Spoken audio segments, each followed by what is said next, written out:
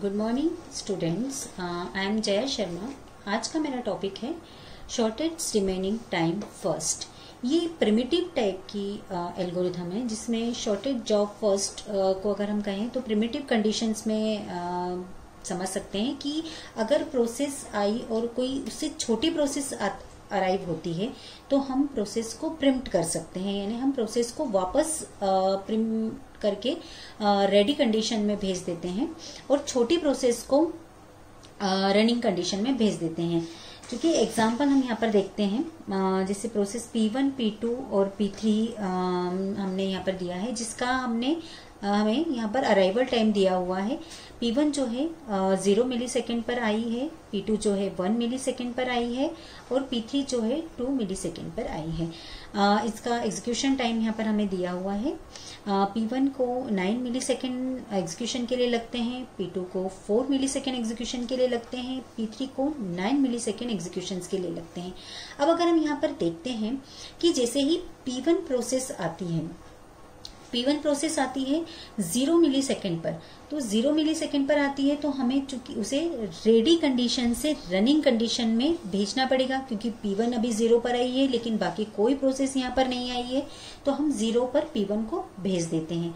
लेकिन जैसे ही 1 मिलीसेकेंड पर P2 अराइव होती है तो हम देखते हैं कि जो P1 है और P2 है, कंपैरिजन अगर हम इसका देखें इसके एग्जीक्यूशन का, तो P2 को 4 मिलीसेकेंड लग रहे हैं और P1 को 9 मिलीसेकेंड लग रहे हैं, यानी P2 को कम टाइम लग रहा है। और चूंकि हमारी ये प्रिम्प्ट टाइप की है तो हम इसमें P1 को प्रिम्प्ट करके हम P1 को वापस रेडी कंडीशन में भेज देते हैं और P2 को आगे एग्जीक्यूशन के लिए भेज देते हैं, क्योंकि P2 छोटी है। तो 1 मिलीसेकेंड पर P2 जैसे ही आएगी वो एग्जीक्यूशन के लिए चली जाएगी। जैसे यहाँ हमें गैंट चार्ट में हम इसे एक्सप्लेन कर रहे हैं। 1 मिलीसेकेंड पे P2 एंटर हुई। अब चूंकि इसको एग्जीक्यूशन में 4 मिलीसेकेंड लग रहे, देन 2 मिलीसेकेंड पर, यानी जैसे ही x मिलीसेकेंड के बाद P3 आ जाती तो फिर हमें इसे कंपेयर करके देखना पड़ेगा। P3 को 9 मिलीसेकेंड लग रहे हैं तो 4 और 9 में अभी P2 जो है वो छोटी जॉब है, यानी उसे कम टाइम लग रहा है P3 के कंपैरिजन में, तो हम यहाँ पर P2 को प्रिम्प्ट नहीं करेंगे, यानी P2 को हम एग्जीक्यूट होने देंगे।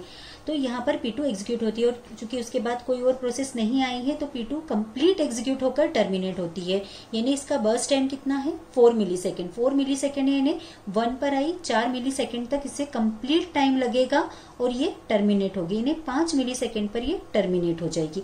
अब हम देखते हैं कि हमारे पास P1 भी है, यानी P2 जो है हमारी कंप्लीट हो चुकी है।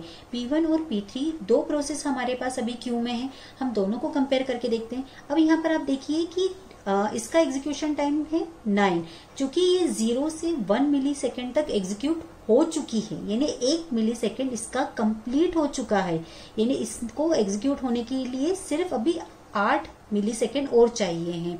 ये तो इसका जो बर्स्ट टाइम बचा हुआ है, एग्जीक्यूशन टाइम जो बचा हुआ है वो 8 मिलीसेकेंड बचा हुआ है, और ये 8 मिलीसेकेंड का रिमेनिंग टाइम लेके वापस रेडी क्यू में चली गई थी। तो अगर हम इसको और P1 को और P3 को कंपेयर करें तो P1 छोटी प्रोसेस हुई, छोटी जॉब हुई, तो अब हम P1 को एग्जीक्यूट के लिए भेज देंगे।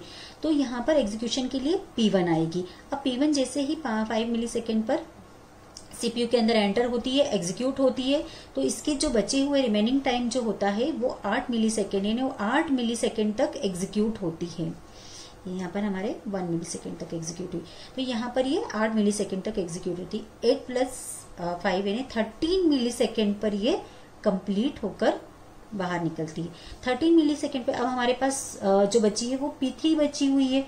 P1 भी कंप्लीट हो गई, तो P3 जो बची है वो अब एंटर होगी सीपीयू के अंदर, तो 13 के बाद वो कंप्लीट उसके 9 मिलीसेकेंड जो है वो एग्जीक्यूशन के लिए लेगी और यहाँ पर वो 22 मिलीसेकेंड पर टर्मिनेट होगी। तो इस टाइप से 0 से लेके 22 मिलीसेकेंड तक तीनों प्रोसेस कंप्लीट होती है। अब अगर हम इसे देखते हैं अब हम इसका जो टर्न अराउंड टाइम है वो हम यहाँ पर कैलकुलेट करते हैं, जो जैसे हमने लास्ट लेक्चर्स में देखे हैं।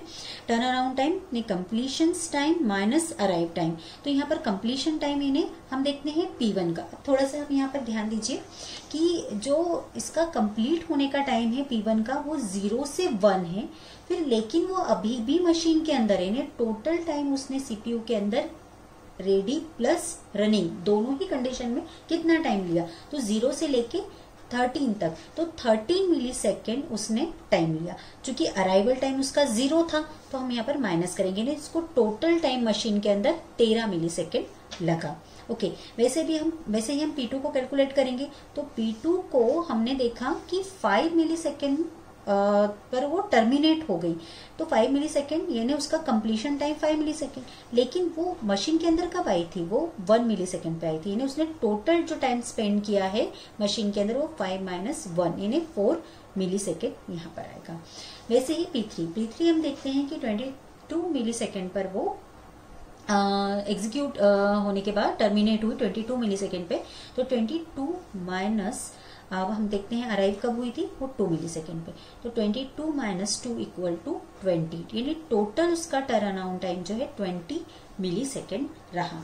अब हम इसे अगर कैलकुलेट करें कि तीनों प्रोसेस को कितना वेट करना पड़ा, तो हमने देखा है कि वेटिंग टाइम जो है हमारा turn around time minus burst time, यानी जितना हमारा टोटल टाइम मशीन ने स्पेंड किया और उसमें से बचा हुआ टाइम एग्जीक्यूशन के लिए लगा, तो जो रिमेनिंग टाइम है वो वेटिंग टाइम हुआ। तो यहाँ पर 13 माइनस मतलब 13 हमारा यहाँ पर टर्न अराउंड टाइम है, माइनस 9 जो है इसका बर्स्ट टाइम। तो इसने 4 मिली सेकेंड तक कैलकुलेट किया। अगर आप यहाँ पे देखिए तो P1 प्रोसेस को 1 और प्लस यहाँ पर यानी 1 to 5 यानी इसको 4 मिली सेकेंड यहाँ पर वेट करना पड़ा, क्योंकि यहाँ तो वेट करना ही नहीं पड़ा था, है ना। यहाँ से यहाँ तक उसे 4 मिली सेकेंड वेट करना पड़ा। वैसे ही P2 प्रोसेस को 4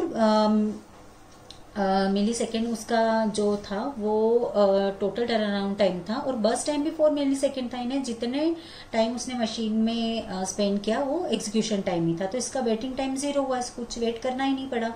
P3 जो था वो आपका 20 मिली सेकेंड जो था टर्न अराउंड टाइम था, जिसको उसने P1, P2 और P3 का जो टोटल वेटिंग टाइम है वो 4 + 0 + 11 इक्वल टू 15 मिली सेकेंड है, और एवरेज वेटिंग टाइम जो है वो हमारा 4 + 0 + 11 divided by 3 equal to 5 millisecond इसका एवरेज वेटिंग टाइम।